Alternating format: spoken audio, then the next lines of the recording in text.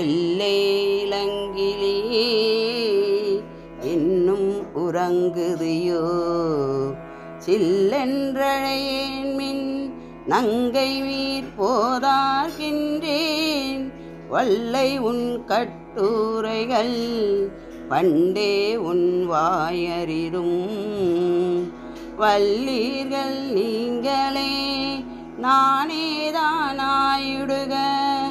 ஒல்லை நீ போதாய் உனக்கென்ன வேறுடைய எல்லோரும் போந்தரே போந்தரே போந்தரென்னிக்கொள் வல்லானை கொன்றானை மாற்றாரை மாற்றழிக்க வல்லானை மாயானை படலலோர் எம்பாவாய்.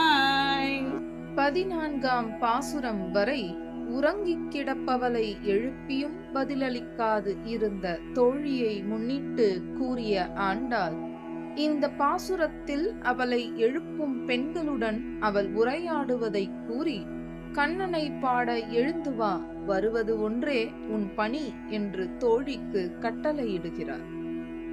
இளமையுடன் திகழும் கிளியை போன்றவளே, இது என்ன? பெண் பிள்ளையாகிய நாங்கள் இவ்வளவு பேர் திரண்டு வந்தும் நீ இன்னும் உறங்குகிறாயே என்று அவளை துயில் எழுப்ப வந்தவர்கள் கேட்கிறார்கள். அதற்கு வீட்டின் உள்ளே உறங்குபவள், பெண்களே, இதோ புறப்பட்டு வருகிறேன், இவ்வாறு சில்லென்று காதில் ஒலி பாயும் அளவு அழைக்க வேண்டுமா? அப்படி அழைக்காதீர்கள் என்று பதில் சொன்னார். அதற்கு இந்த பெண்கள், அடடே, நீ சமத்தான வார்த்தைகளை பேசுவதில் வல்லவள் என்பது நாங்கள் அறியாததா? உன் கடும் சொற்களையும் உன் வாயையும் நாங்கள் வெகு நாட்களாகவே அறிவோமே என்றார்கள். அதற்கு அந்த பெண், இப்படி என்னை சொல்லும் நீங்கள்தான் பேச்சில் வல்லமை உள்ளவர்கள், நான் இல்லை. இருந்தாலும் நீங்கள் சொல்கிறபடியே நான் தான் பேச்சில் வல்லமை உள்ளவளாக இருக்கட்டுமே.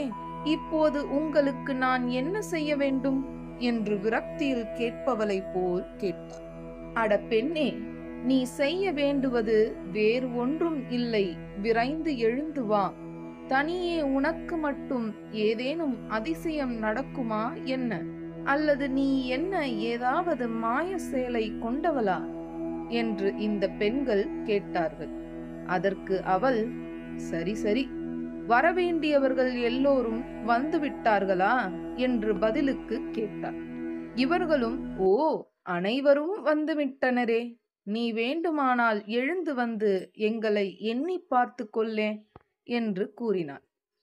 அதற்கு அவள், சரி இருக்கட்டும், ஆனால் என்னை எதற்காக எழுந்து வர சொல்கிறீர்கள் என்றாள் அலுப்புடன். உடனே இந்த பெண்கள், குவலாய பீடம் என்னும் வலிய யானையை கொன்று ஒழித்தவனும் பகைவர்களான கம்சன் உள்ளிட்டவர்களின் மிடுக்கினை மாய்த்தவனுமான கண்ணபிரானை பாடுவதற்காக நாங்கள் விரைகிறோம், நீயும் வரவேண்டும், அவ்வளவுதான் என்று பதிலளித்தார்கள். இதன் மூலம் சோம்பலை அறுத்து சுகம் காண கண்ணனை பாடவா என்று தோழியை அழைக்கிறார் ஆண்டாள். எங்களுடைய பதிவு உங்களுக்கு பிடித்திருந்தால் லைக் பண்ணுங்க, ஷேர் பண்ணுங்க. மீண்டும் தொடர்ந்து இது போல பல பதிவுகளை பார்ப்பதற்கு எங்கள் சேனலை சப்ஸ்கிரைப் செய்து பெல் ஐக்கானை கிளிக் செய்து கொள்ளவும். நன்றி, வணக்கம்.